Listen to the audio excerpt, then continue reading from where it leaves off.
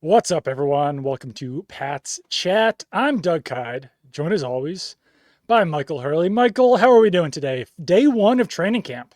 It's a big day, Doug. It's a big day. Training camp is a side story. The top story is that Pat's Chat is heading to the big screen. That Pat's is Chat very true. is Yeah. heading to the silver screen. Yeah. Wow. We'll both Pat's be on Chat, Boston Sports tonight on Pat's NBC Chat on Sports TV. Boston. I'm nervous content wise. Like we got to do a whole podcast content, and then I gotta come up with new content for Pat's Chat on TV. Maybe I we'll think it just helps us practice for Pat's true. Chat on TV. This is, That's true. sorry to all the loyal listeners. This is merely just a practice session, practice This run. is warm up. And one thing I was thinking, because Felger is a big fan of podcasts and how you can just talk and talk and talk without after he would love post 55-minute Pat's Chat. Oh, yeah. I'm thinking we just bring that to the show tonight and just talk about music and movies and stuff we really don't understand about the world and see how it goes. Yeah, I think that would be really great. I think you would love that. We'll just take over the show completely. Pat's Chat edition of Boston Sports Tonight. No, it'll be fun. Happy that we'll both be on there. When I was asked to do it, I said yes, I'll do it, but only if Michael Hurley's not on it. But Yeah, it was awkward. they didn't take that advice. Doug, what are you gonna wear? Should we coordinate like Dumb and Dumber maybe? I'm gonna wear a suit. My suits fit me again, which is a big news from my suits from like 2018, 2019 fit me, which is a proud accomplishment when you reach your late 30s. Yeah, I do the yo-yo. So like sometimes my clothes from back then will fit and sometimes they won't. You just got to ride the wave. Where are you at right now? Everything fits now. Hell yeah. Yeah, everything fits now. But give me a week. I eat a lot of ice cream in the summer. It's obscene. I just got back from a week-long vacation to Seattle, Vancouver, and Los Angeles. And all summer I was great about not eating like crap, but then like Mm, once you're really away, once you're like really on vacation, right. all those rules just really go out the window, and I'm in like a detox now. So Yeah. that'll be fun. Very few vegetables. Anyways, Doug, I Great did have chat. one concern, and this is related to day one of training camp and our TV situation tonight because Pat's Chat will be on TV. My main concern, Doug, I'm looking at you. It's not. It doesn't look like you got burned too badly today. No, I actually That's good. You've I wore struggled with that this sunscreen. year. Yeah, this year has been a tough one for you on the sunscreen front. I threw on some face sunscreen. Okay. I've also reached a level of tan this summer. I think that like you don't Okay. really Okay. you don't burn too badly at a certain point. Okay. I'm I'm also not very to brag. muscular, and tan, and just all around handsome. So Listen, it's been a sometimes pretty you have good to year for boost me. your own ego if no one else will do it for you. All right, we should talk about the Patriots, I guess. But Yeah, good start. really strong start to the podcast. The Patriots had training camp. It started. You know what? I don't think we talked about this already, but usually every year I've ever covered the Patriots, which is for a long time. Hmm. The initial press conference day is Wednesday, and then the Hmm. first practice is Thursday. This year they bumped it forward a day, and somehow it feels like I've lost like a week of the summer, but it's welcome. It was cool to see them out there on a Wednesday. Um, it wasn't like the most exciting practice, not to lose listeners already, but we saw football. We saw them practice 11 on 11s. Some guys weren't out there. Some guys were out there. It was a Patriots training camp practice. So I gave some brief takeaways on Twitter. I think the real takeaways will come on this podcast, will come on television tonight. But Let me first ask you. things first. Let me ask Yeah. you a question. All Yeah. right. Go ahead. Let's start headline because my headline. I wasn't there. I read all your reporter stuff. My headline would seem to be. It seemed like a good day. You can have a good day or you could have a bad day. It seemed like they had a good day. I think that's fair. I think my headline is that Drake Maye looked good. He went 8 of 9, almost threw an interception. Jabril Peppers dropped it, but it wasn't an interception, so it looks better on paper. And I would say a lot came out like quote wise from this practice. Even if there wasn't a ton on the field, Mike Vrabel talked, Robert Kraft surprisingly talked, Drake Maye talked, and he was asked a lot about leadership, Drake Maye. And he said that, the real way to become a leader and get people to follow you is to start winning games. And that's obvious, but I also do think that it's easy to look at Drake May's record last year and be like, oh, he went 3-9 as a starter. He didn't finish two of those games. One of those games was finished by Jacoby Brissett, and the final week of the season was finished by Joe Milton. So on his own, Drake Maye really did only win one game as a starter with the Patriots, and that was not his fault. Obviously, there were a lot of other things going on to prevent him from winning football games. But I do think that that would help as a leader, help gain confidence, is for them to start winning a lot more games when Drake Maye is the starting quarterback. Yeah, and I listened to his press conference, and it just sounded like more and more. I mean, it's been the case for a while. It just sounds like and seems like he gets it. He understands the responsibilities and what his job is beyond just knowing the offense and spreading the ball. It's Yeah. even, I believe it was Doug Kyed of the Herald asked what prompted the getting together in Carolina Mm, session. And it was, he started talking about, he's like, it's really about bonding. It's not right. about the routes and the plays. It's about, getting to know the guys and eating dinner and stuff like that. Uh, Keeping Christian Gonzalez engaged in practice, making sure he's Yeah. throwing his way is a Doesn't want him to get veteran. bored. That's sort of a veteran move to understand the way that the dynamics of the team work. There was just a lot in that press conference where he's more in control, I think, of his position because he couldn't have been last year. He was the backup quarterback as a Right. rookie, and he's taking on what you'd like him to take on here in year two. 100%. And there were a lot of checkdowns among those 8 completions, but he did have a downfield throw to Kyle Williams, contested catch over the aforementioned Christian Gonzalez. Don't want him to get bored out there. So, target Christian Gonzalez, and credit to Kyle Williams for winning that. Drake Maye did say they gave him a pointer after that play that you want to sell the go route a little bit more. So I think that shows some leadership right there, that even on a good play, still willing to give some tips, give some pointers. And beyond that, downfield throw to Hunter Henry over Robert Spillane, and kind of a downfield throw to Kayshon Boutte as well. So it wasn't all checkdowns. It wasn't all easy throws from Drake Maye, but overall, it's not like we were seeing like 20 passes from Drake Maye and he's firing deep on every single one of them. 8 and 9 was because it was a lot of shorter completions, but I think another takeaway, and we'll get into some of the quotes later, but just seeing the starting units out there. And I will say, there's new rules on the back of the Patriots roster, and there's nothing about not being able to report on starting combinations. Nice. So I actually might want to credit Michael Hurley for making a mockery out of that rule. And maybe that's what inspired the Patriots to start allowing you to talk about Is starting that combinations, starting offensive lines. is that They what I want to ranted about? simplify the rules, which is nice.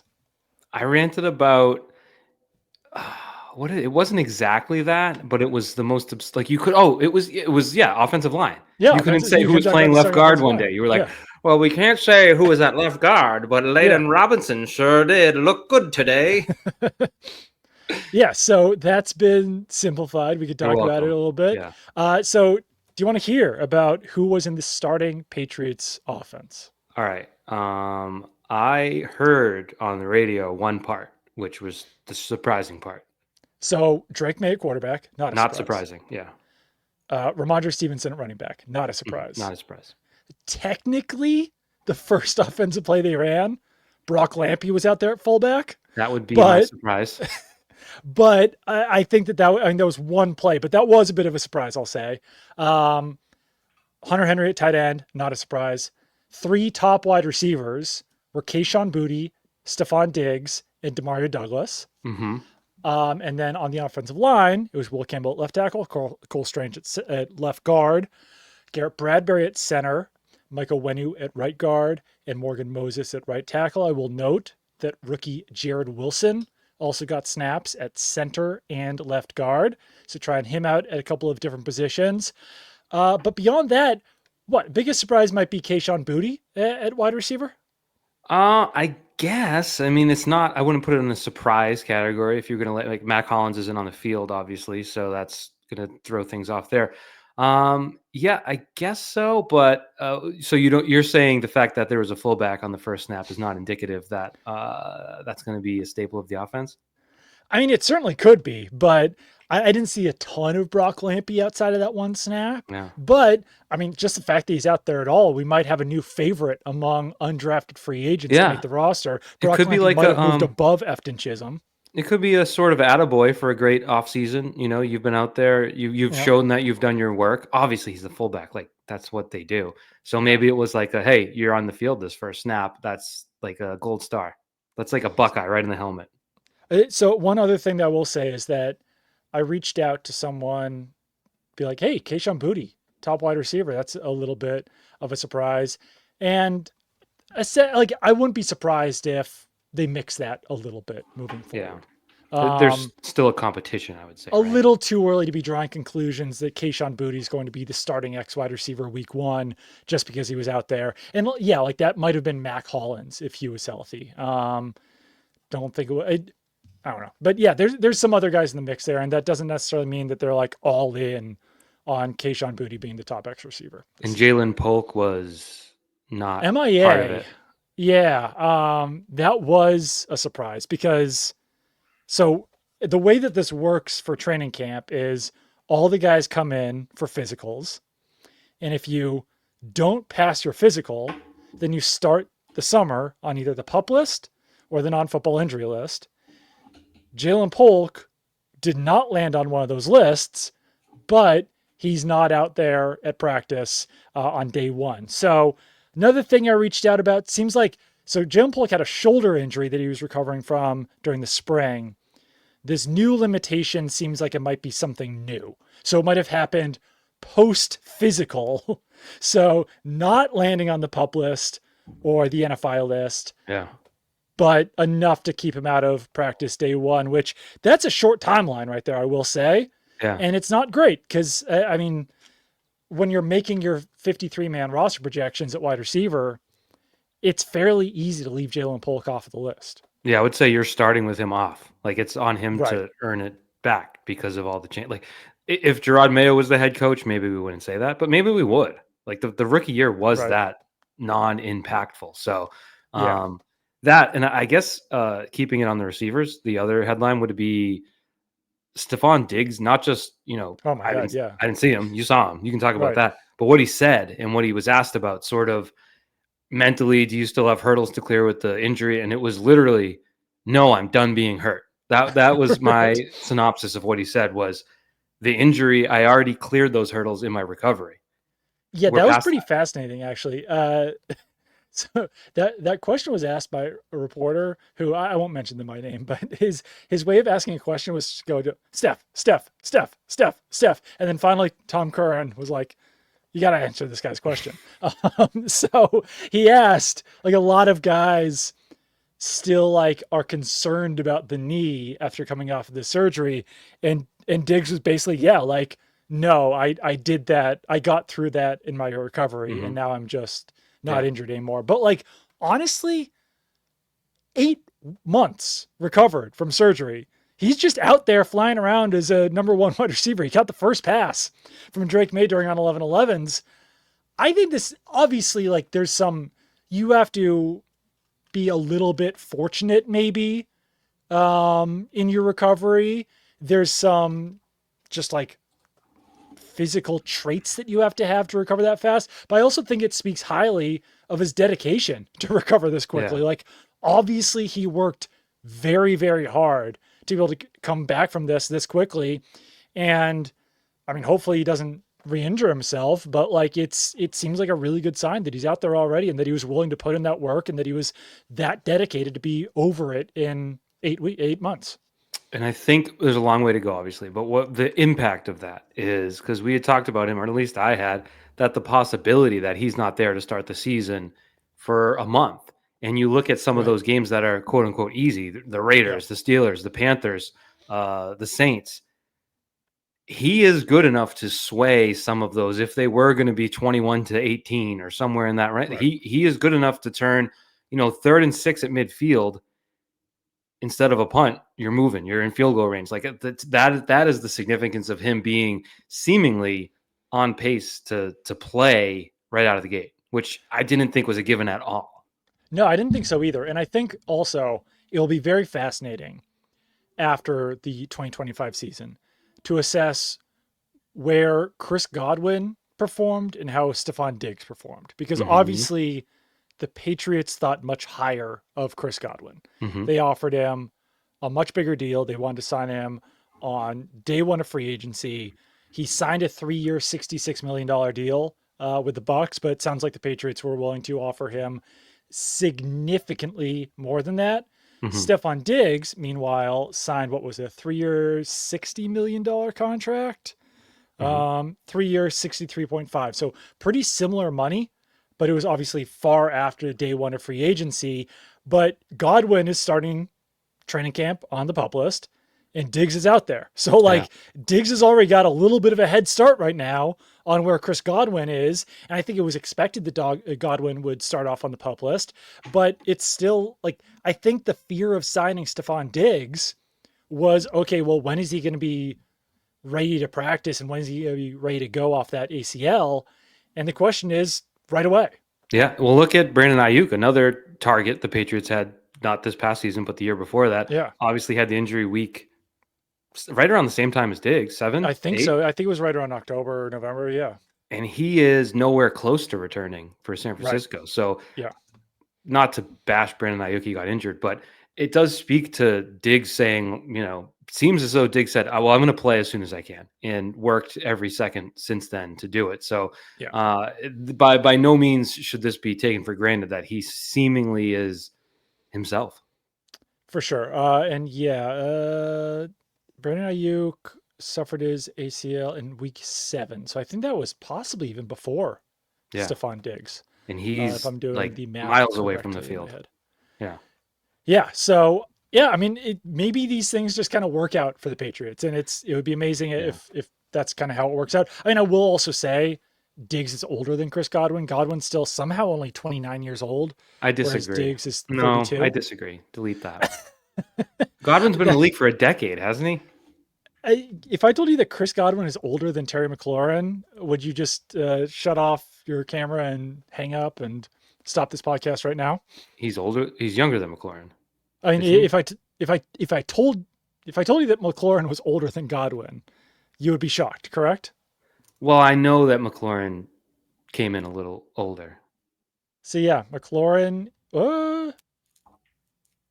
Yes, McLaurin is like Yeah, 150 days older than Chris Godwin. yeah. Well, That's wild. Godwin's got 8 years in the league. Yeah, Godwin 2017, McLaurin 2019. So only 2 years more in the league, but still, it's kind of wild. That was age chat here on Pat's chat. Hey, Um, I'm fascinated by this stuff. Terry yeah, McLaurin, by the way, even with Diggs back, looking healthy, all those things, I would still definitely trade for Terry yeah. McLaurin. But I also think that the Commanders would be like certifiably insane to trade Terry McLaurin, right? Is that Unless false to they're say? Is that dead crazy? set against paying him, you know? I mean, I guess, but like you have a rookie, you have a second-year quarterback in Jaden Daniels who Mm-hmm. showed a great connection with Terry McLaurin. Then you're Mm-hmm. just going to trade him the next year? Mm-hmm. That would be like one of the dumbest things you could possibly do as an I organization. want to roll this up. This is one of my favorite game, Target Talk. Mm, The Commanders had 500 targets. It's 504, but we'll call it 500 targets last yeah. year. How many did McLaurin make up? I mean, I'm looking at it right now, unfortunately, but Well, that really ruins target chat. He had 117, so a fifth of the targets on the team and a yeah, quarter of the receiving yards went to yeah, him. And you're right. You have a good thing going. And it's not like it's the old regime. It's a new owner. It's a new yeah. team. It's a new franchise. It would be insane to do that, but teams do dumb things. That this is the National Football League, and the F might as well stand for freaking stupid half the time with some of the moves teams make. So Like the they fact that did, he didn't report and is like a yeah. holdout, like that is It makes it significant. real, yeah. And Yeah. but like yes, they did what trade for Debo Samuel this offseason, but Eh, Debo Samuel from the spring looked like he was weighing about 240 pounds. yeah. And like beyond Debo Samuel, they have KJ Osborne, Luke McCaffrey, Michael Gallup, and Noah Brown. So like Yeah. they don't have an immediate fill-in for Terry McLaurin if this thing continues to go south. And like I think it's unrealistic to even really talk about a McLaurin trade, even though I'm the one who brought it up, just Mm. because the Commanders would be so incredibly stupid to trade him or to move away from him. I've been with you on that too, but like, now that I mean, holdouts are we saw last year with Judah on the hold in, like it's the most BS fake holdout of all time. The fact that he and Hendrickson for that matter are just flat out holdouts in this day and age with the CBA is it makes it, as you said, more real. It does. Would you trade a first round pick for Terry McLaurin? Nope. I think you're a sucker if you trade a first round pick for any disgruntled player that you're gonna have to pay. Like that's, and you could like get into the nitty gritty and say it's your second and it's like the 39th pick as Right. opposed to late first, but it's just too unnecessary. You know, Yeah.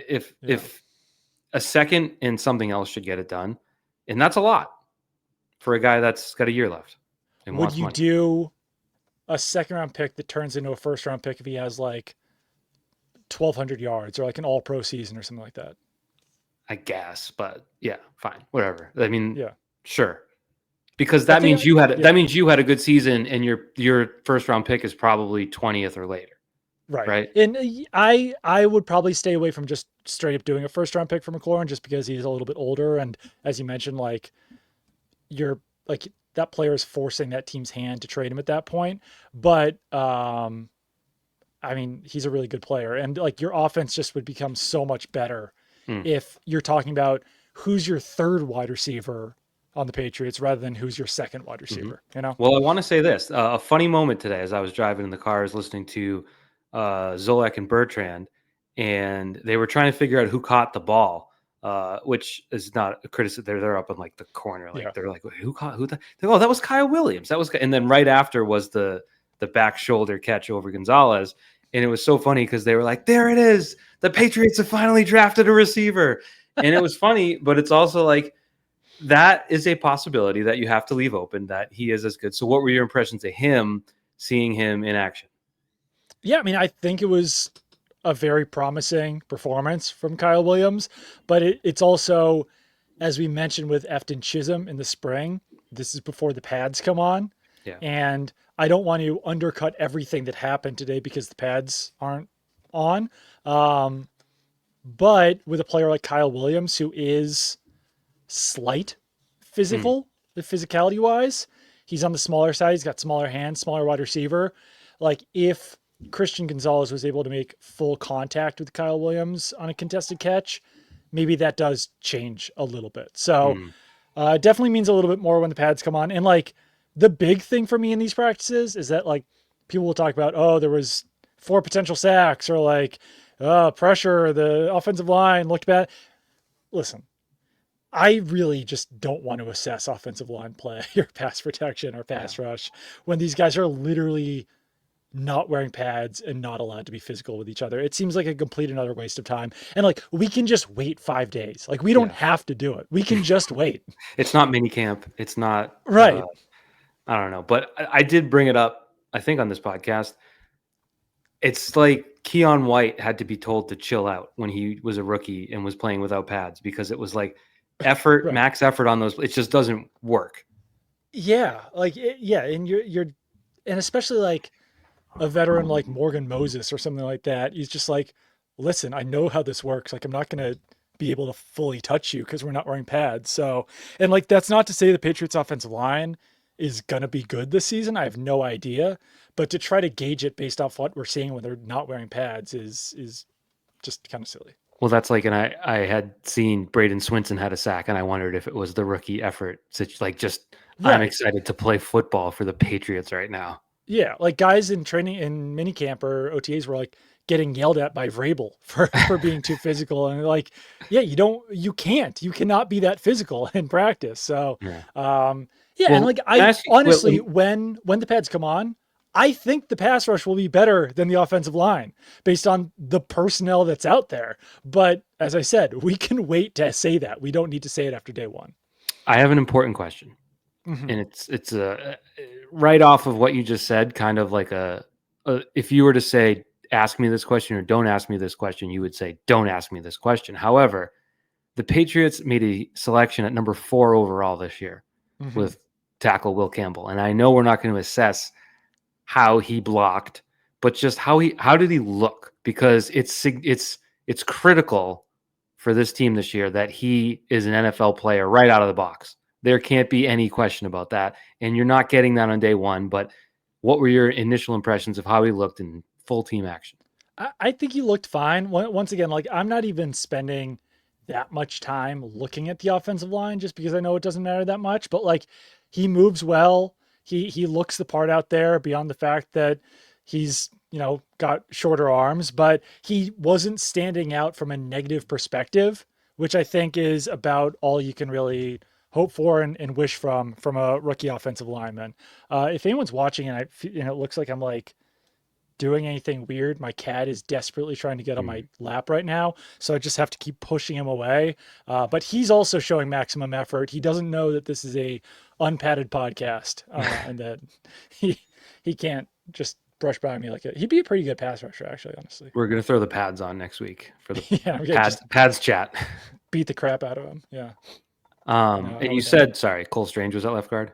Cole Strange Okay. at the top left guard spot. Jared Wilson, the rookie center out of Georgia, also got some snaps at left guard, also got some snaps at center. Thought it was fascinating, actually, as fascinating as it can be, that Caden Wallace's first position out there was at left guard, not at tackle. So as they assess that guard position, I think that you have to include Strange, you have to include Ken Wallace, and you have to include Jared Wilson. Like those would be the top three guys that you have to include. I don't have a roster in front of me. I take it Caden Wallace would be a very large guard. Not overly large. I think he's like 6'4", maybe 6'5". He's 6'5", 314. So like big, but not Mekhi Becton. Let's say. Sure. Yeah. I come from the Bill Belichick school of you find a 5'8" wrestler and just throw him in at guard and he's an all pro. Probably not a topic worthy, but Caden Wallace, a right tackle in college, drafted to play left tackle, and now is at left guard. It's kind of like I feel bad.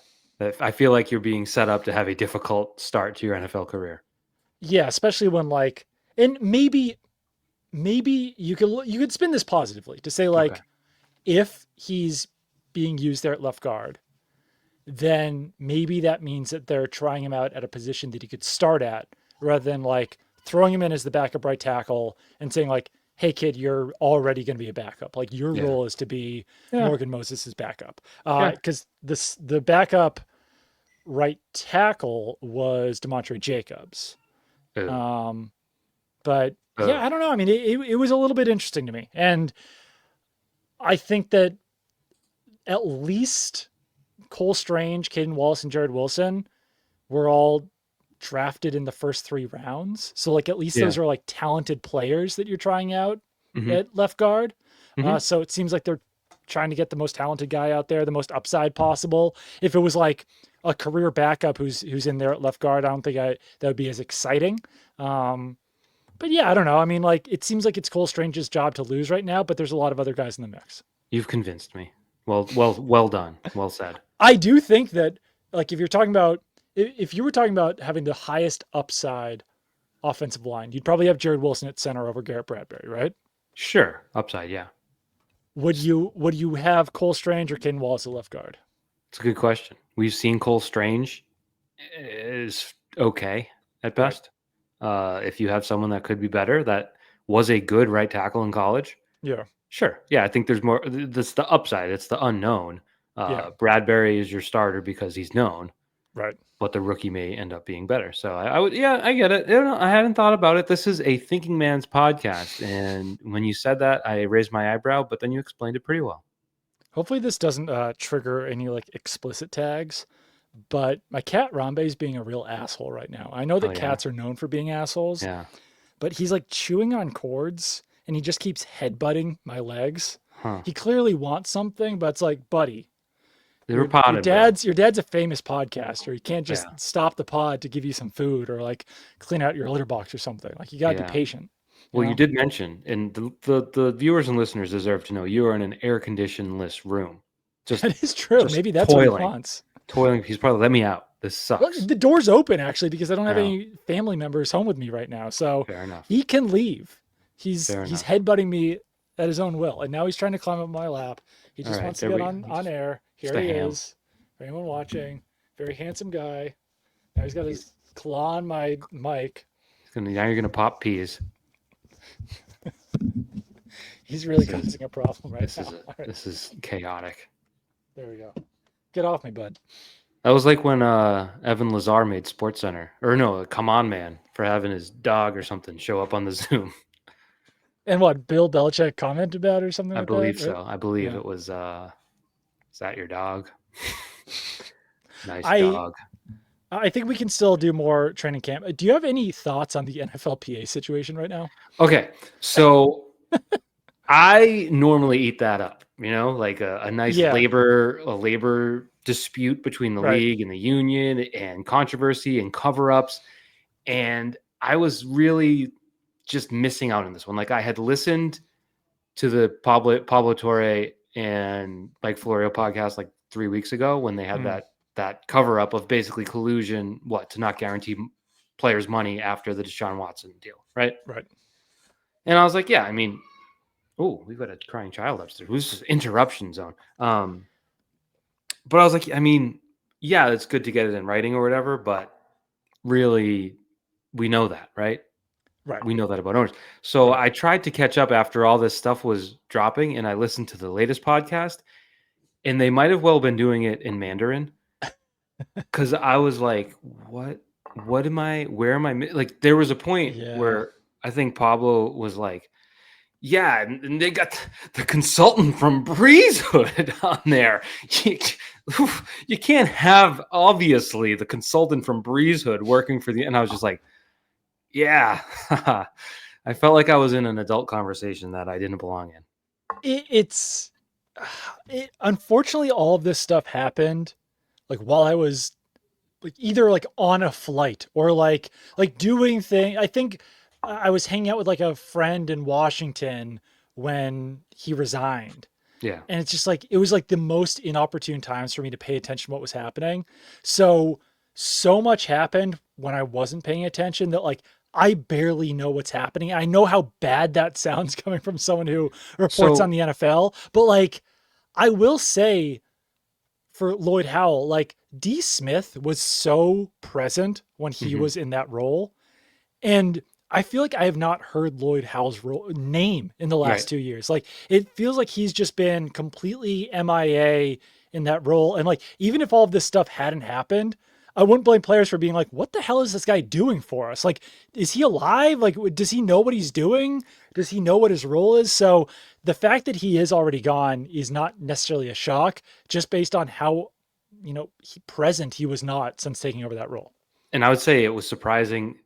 So here's my read after listening to the podcast is that collusion thing happened, but it was agreed to have been buried. The NFLPA basically agreed to not publicize it because JC Treader said on, oh, excuse me, whose podcast? Ross Tucker's podcast, that players should basically, he didn't really advocate for it, but said players need to do what they can to gain leverage right after talking about basically faking injury or sitting out or refusing to show up.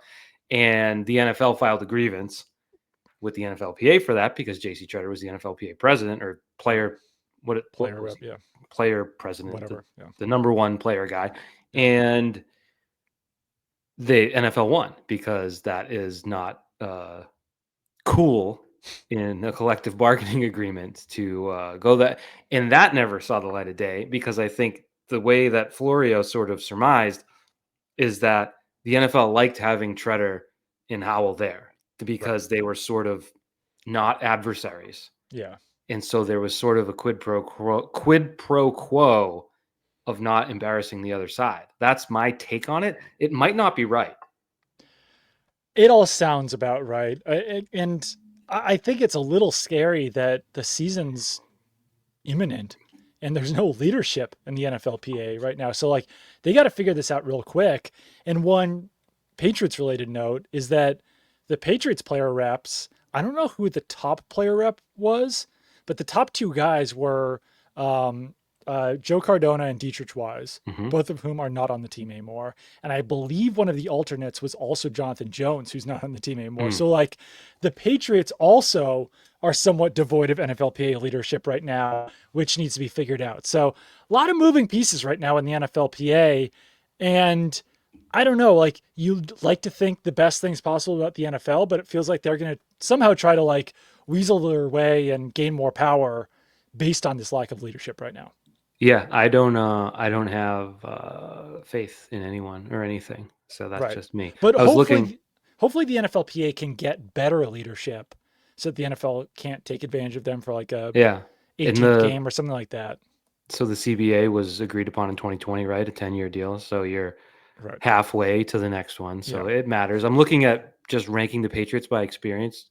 Morgan Moses is the most veteran player on the team, followed by Steph Diggs, Austin Hooper, Hunter Henry, Jabril Peppers, Mac Hollins, Josh Dobbs, Kendrick Bourne, Harold Landry, and then an issue, a typo. This is we're helping Patriots.com.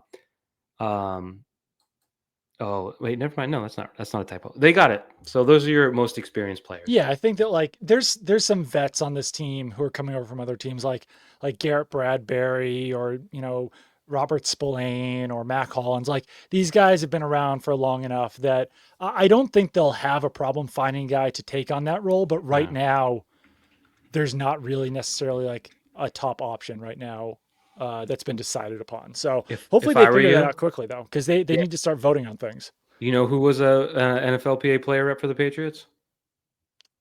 Matthew Slater. Mike Vrabel. Mike Vrabel. Ooh, yeah. Oh, yeah. Yeah. Robert Kraft Yeah. brought that up today when I Yeah. asked him a question about how it's been. Well, that was interesting because we didn't know that Robert Kraft was talking, and when he like talked about the pet adoption thing that the Patriots were doing, Hmm. and then someone asked his wife a question about the pet adoption thing, Dr. Dana, and she answered, and then was like, we weren't given any notes on like, hey, you can't ask about this. You like only ask about the pet adoption thing. So then it was just kind of like we were like easing into football questions before everything got shut down in like 7 minutes or so. But yeah, well, I mean, he mentioned that Mike Vrabel was the player rep back in the day, and he had some issues with the fact that the Patriots were going to be making money off of Patriot Place, and he thought that that money should be filtered back to the players and the salary cap. So yeah, but now Classic. Kraft was saying that hopefully they're on this on the same side about things. Yeah. If I were you, if I was Mr. Reporter Man, I'd go into that locker room. Excuse me. I'm going to make a noise. I would go in there. I'd be like, all right, player, who's going to be the NFLPA player rep for the team this year? And then maybe get an answer. And then it'd be follow up. What do they do? What do they They do? Like, vote. how much work is it? You know? I think it's like just enough that if you don't want to do it, you don't want to be thrust into the role, Yeah. Yeah. But Um, it feels like light work. You're a conduit of information going both ways. it is. And like last year when in the locker room they tried to get cameras out, then like Joe Cardona did have to take on a bigger role to be like, no, players, you have to go outside if you're gonna be on camera and all that kind of stuff. Mm. Um, so he did some heavy lifting on that one. But like it's something that you have to care about. Otherwise, things are just gonna fall by the wayside. Yeah, but Um, apparently the way JC Treader was described is very ambitious, like career ambitious to climb the corporate ladder, and that I guess backfired. I do wonder, like in JC Tretter's case, like I wonder how much of a salary comes with that role. Right, because he was made a special advisor or a special strategist or something like that. I don't Right. know. For something I found not interesting, I just talked about it quite a bit, but that was just me trying to ask you if that's what happened, and the answer is no one knows. Yeah, I don't know. I'll try to read more about it. It was like I said, bad timing on all that stuff happening, but it happens. I blame Beyond, Goodell. I would say it's Goodell's fault, and he deserved to lose his job. so Joshua Dobbs threw an interception. I think by the end of the spring, we were like, hey, Joshua Dobbs actually trending in the right direction. Not the greatest start for him. I believe he went 2 of 6 with the interception caught by DJ James. Kind of a long shot there at the cornerback position. I already mentioned that Drake Maye had a dropped interception, Jabril Peppers. Craig Woodson, we've talked a lot about Craig Woodson on this podcast. He got his hand on a ball, broke a pass thrown by Josh Dobbs. Joshua Dobbs, intended for Keishon Booty. No, not Keishon Booty. So Joshua Dobbs threw the ball. Craig Woodson got his hands on it, tipped it up in the air, and then Kendrick Bourne still caught it. So good play by Craig Woodson, but not enough to actually break up the pass. Great play by Kendrick Bourne to kind of be falling and make the catch. Big ovation from the crowd. One big takeaway as well. I turned right onto Route 1, Route 1 North. There was traffic headed to practice. I thought that was a positive little takeaway that there was interest back in this team. I think that Saturday, I think they practice Saturday, don't practice Sunday. Saturday could be tough to get to Gillette. Could be tough to Hmm. get one of those seats. Good to know. Yeah, because I went. I wasn't there last year, but I was there the year before, and it was not packed. It was not. It was dreary. Yeah, I Um, think like 2023, 2024, probably as low as you could get mhm. There fan was a interest couple days wise. last year though, because I think Drake May infused a lot of excitement. Where Yeah, I remember they had people on the ramps on like a right. Saturday, Yeah. but today was not a Saturday. It was a Wednesday, so Yeah, no one on the that's ramps, but noteworthy. still heavily attended. Yeah, I think so. If Gerard Mayo was still the head coach right now, Mm, I think that it would have been the lowest attended practice at Gillette Stadium, like first practice. probably. But 2023 probably holds that for now, I would say, because like 2022, there was still a lot of hope and promise with Mac Jones. By 2023, interest was pretty low, I would say. Yeah. Yeah, it was a sad scene, but I was watching the punts. How was the punting today, would you say? I don't think there were any punts. It's a stupid practice then. There was no field goals either. Interesting. Yeah. Mike Vrabel not interested.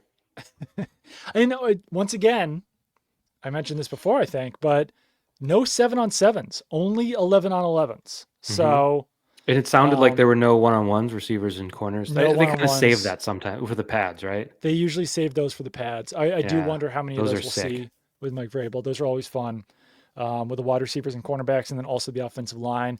We got 2 sessions of joint practices coming up. 2 of the Commanders are coming here, and then we're going to be going to Minnesota. Hopefully, I won't be staying at the Mall of America, but those will be fun too coming up to Yeah. see how the Patriots fare, because I think last year that was a big wake up call for the Patriots, where like the Eagles came into town for joint practices. And granted, they wound up winning the Super Bowl, so They're pretty maybe it wasn't good. the greatest test, but like the Patriots were clowned in those practices. At least Yeah. their offense was. The Eagles pass rushers were in the backfield on every single play. So it'll be a good litmus test for the Patriots. I love a good litmus test Hmm. when the Commanders come here and when the Patriots go to Minnesota, because those are 2 pretty decent teams to be matching up against midway through training camp. I agree. And when McLaurin's on the Patriots, it'll make it more explosive. So Certainly will. that's still a couple weeks away, though, right? It is a couple of weeks away, yeah, for sure. It's good. What was the Yeah. year? Was it 2 years ago or 3 years ago when the Panthers were here and just kept getting in fights? Oh It yeah, was 2 years yeah. ago, right? That was crazy. Yeah. Like Slater was involved, and it was like, well, okay, all right. They Yeah, hit someone they someone hit got injured during it. they hit a special teamer when they weren't supposed to hit. The Right. Panthers did, and like hooted and hollered. And then one of the Patriots wide receivers got injured. I forgot who it was, but oh, it And was then Christian Wilkerson. yeah, and then a fan had tweeted the video, and it like got out, Right. and it was because that was another strict enforcement, probably still an enforcement. You can't post video during the real part of practice, Right. and we all saw it, and it was chaos. That was 2022. Wow, Um 3 years and ago. yeah, Kenny Robinson injured Christian Wilkerson and then celebrated, which led to Yeah, a lot of fights. But yeah, that was pretty crazy. yeah. But then, yeah, there was joint practices against the Packers a couple of years ago that got a little chippy, and then the Patriots wound up canceling joint practices with the Texans or Titans. I forgot which one it was, because Isaiah Bolden got injured in a game. So then Bill Belichick was like, "Shut it all down," which is fascinating in retrospect, I would say. Yeah, I remember being at that practice after that because they Yeah, actually stopped the game and didn't finish it, and it yeah, was just sort of like a lot of yeah, kickoff practice. yeah. Anyways, All right. I I think think that. we did a good job. It's first day. Yep. We didn't overreact. I wanted your observations. Can you hear my child screaming? No, fortunately Oh, not. oh, good. Yeah, she's not happy. But I think there was the appropriate level of attention. Sounds like she's overreacting. She's out. She don't tell her I said this. My 1-year-old is always overreacting. That's She's sort a of. little dramatic. I didn't say it. You said it. But yeah. So I think that was the appropriate amount of attention to it. You know, it's a fun day. It's a big day. Yeah. You can't win the Super Bowl today. You can't lose the Super Bowl today. But you can build and like I said to the start, there was a lot more good than not good coming out of Foxborough today. Definitely. Can I give people a hot tip, Mm-hmm. travel tip? Mm-hmm. So this is just from my own personal experience. This is anecdotal, I would say. Right now, driving to Canada, a lot easier and quicker than driving from Canada to the United States. Mm-hmm. Getting over the border going to Canada took roughly 15 seconds, Mm-hmm. and driving over the border from Canada to the United States took 2 hours. And this was from Vancouver to Washington. So maybe things are different in Montreal or Toronto or somewhere else. But border not super fun to cross in the United States right now. Good to know.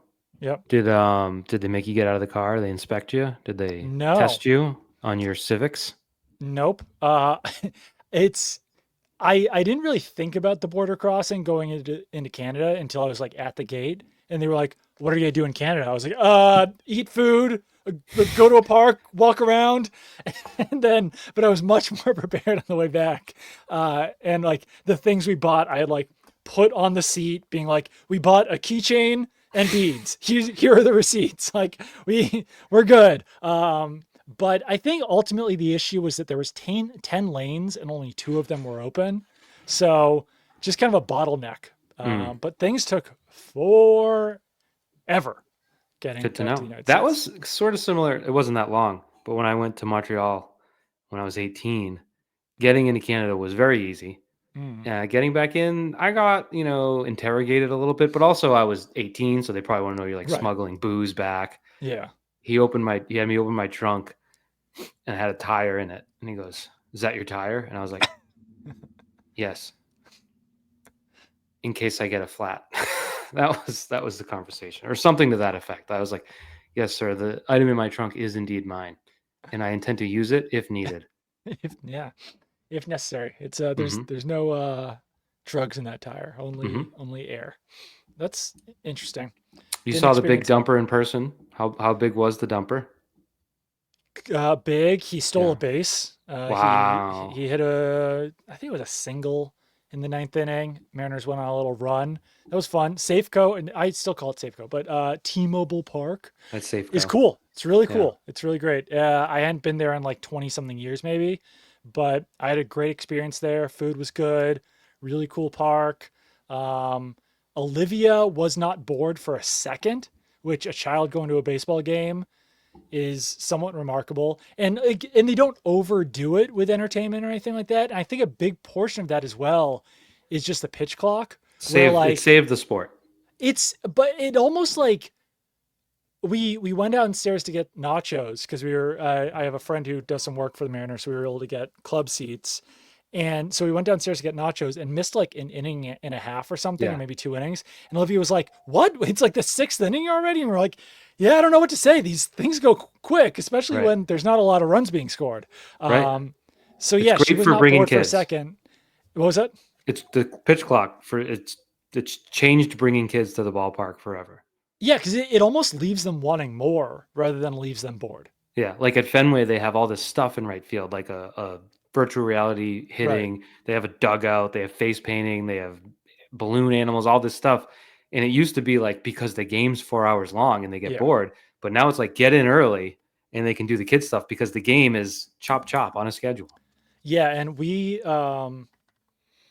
were trying to like fit as much into Seattle and Vancouver and where I grew up in Edmonds as much as possible. So we like arrived at the game basically like at 7:10 when it was starting. And I do wish in retrospect we had gotten there 30 so minutes early, get the food before you sit down, actually be able to enjoy the game. But yeah, like I said, the Mariners went on a little run at the end. They won the game 6-1. So every time they scored, Olivia was jumping up and down and having a great time. So definitely a very cool park if you want to take kids or whatever. A lot of fun. Seattle in general is great. Have you been to Seattle? No, I have not. I've not made it So out there. I was born in Seattle, and I did not I don't know fully appreciate this at at the time, but when you're in Seattle or Edmonds when I lived, like almost at all times you can see like water and a mountain, which is just crazy. It just Mm. looks really cool, like water plus a snow-capped mountain. And you just appreciate that type of scenery more when you're older, I would say. Yeah, like what do we see in suburban Massachusetts on a daily Yeah. basis? Like a cell phone tower, uh, trees. I live on a main street now. I get a lot of garbage just Yeah. strewn about. A lot of like Like empty, trash barrels, maybe. Yeah. people's booze bottles and beer Right. cans, and it's Yeah. like, thank you, appreciate that. So yeah, a beautiful scenery you don't appreciate is good. I went to college at Roger Williams, which is on the water. It's Mm. like a postcard, and once you start living somewhere, it does sort of disappear. I think. Right. And I think like being born there too was a major aspect of, because it's just like, oh, this is what the world looks like Yeah. is mountains and water everywhere. Mhm. But really cool city. Weather was great. Had a lot of fun. Got to see some friends. Went to LA. Went to Disneyland for one day, which I was Sick. really working those lightning lanes. Really refreshing. Got on everything. Felt alive again because I'm Yeah. refreshing those lightning lanes. We've talked about it before. You don't fully feel alive until you get a lightning lane within like a 30-minute window, and you're like, oh, I got this. We got to go. It's So great. you'll have Great to give endorphin me rush.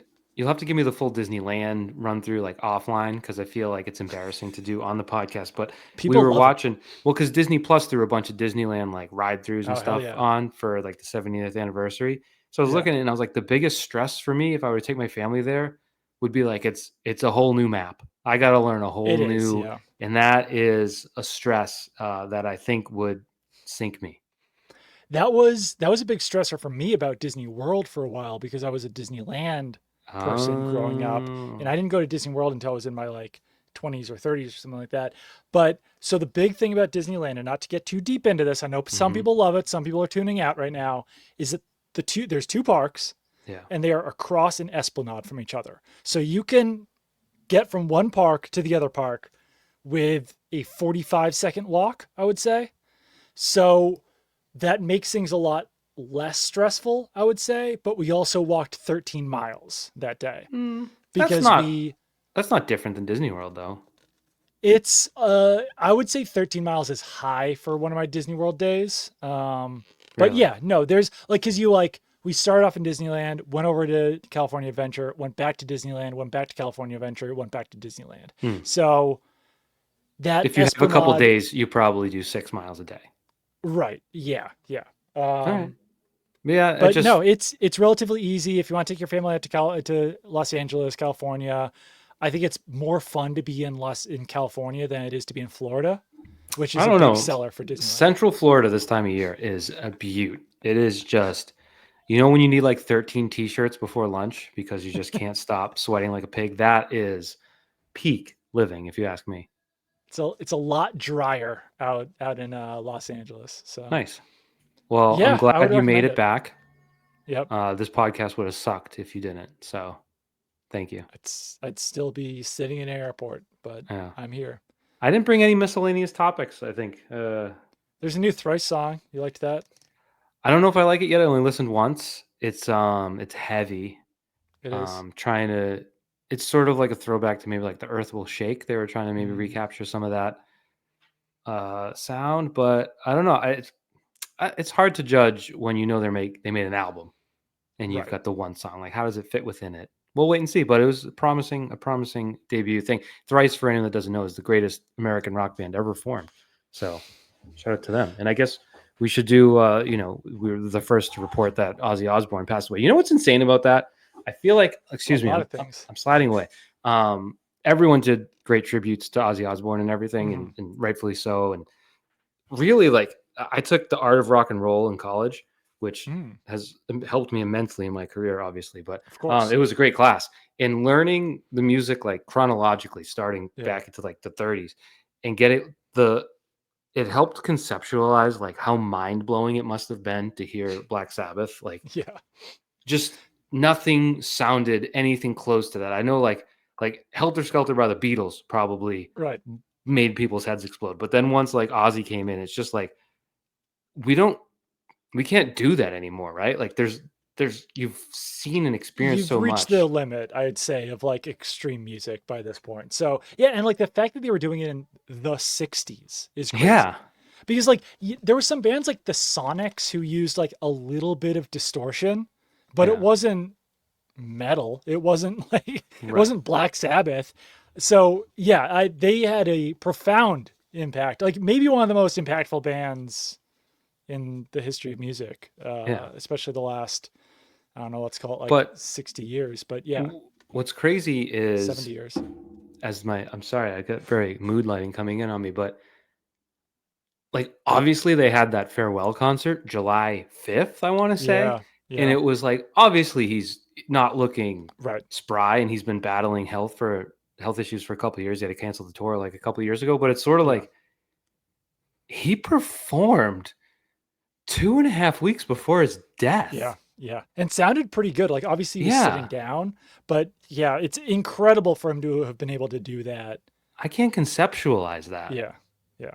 I don't know. Um, and I think like obviously I love Black Sabbath. I like Ozzy Osbourne's music, all that stuff. They're like not one of my favorite bands of all time, but it's pretty amazing that we got as many years out of Ozzy Osbourne as we did. I Because what the know. Osbournes was what like 20 years 2003. ago.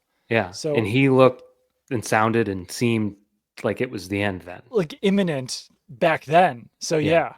yeah, very lucky to get as much of Ozzy Osbourne as we did. Fascinating personality. Yeah. I heard a story.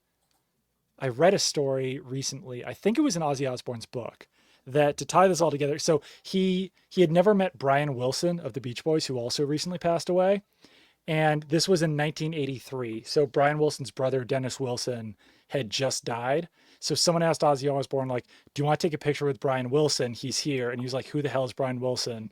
And they were like, "The guy from the Beach Boys." So, "Oh yeah, yeah, yeah." And I heard his brother died, so I'll like tell him I'm sorry that his brother died or something. So then like he's waiting and waiting and waiting and waiting. Brian Wilson finally comes out, and in Ozzy Osbourne's recollection, he said like, "I'm so sorry to hear about your brother." And then like Brian Wilson like didn't say anything, then just walked away. And then Ozzy Osbourne like called him an asshole or something like that. And the next morning, I think Ozzy Osbourne's wife said like, "Hey, Brian Wilson, like you have to call Brian Wilson. You have to apologize to him." And Ozzy Osbourne was like, "Why? He like big timed me last night. Like that guy was a total jerk." And then Sharon was like, "Well, you told him that you were glad that his brother died and that he's an asshole. So I think you probably should apologize to him." And he was like, "Oh, okay, yeah, I was on a lot of drugs. Yeah. Apparently told him he's an asshole and glad his Yeah. brother died." So yeah, Drugs will do that. yeah, fun story about Ozzy Osbourne. Yeah. But yeah, I think that that wraps up today's Ozzy Osbourne talk, today's Hmm. music talk, today's travel talk, and a little bit of Patriots was mixed in. So Yeah. typical podcast. We'll do another one. We'll work I out would our hope so. schedule. Yeah, Well, yeah, yeah. this isn't the end. We're doing No, TV tonight. no. We got to go get hair, makeup, clothing. I We have got to to get eat. got to go to the spa. We got to get Yeah, massaged, get nice and limber for the big TV show. So this is it's true. good. It's exciting. All right. Well, we will talk to you guys PST. again Well, we soon. should say if anyone wants to watch, it's at 10 on Yes. NBC Sports Boston. 10 o'clock, NBC Sports Boston. We'll be there, so you should be there too. Hell yeah. Cool. Goodbye.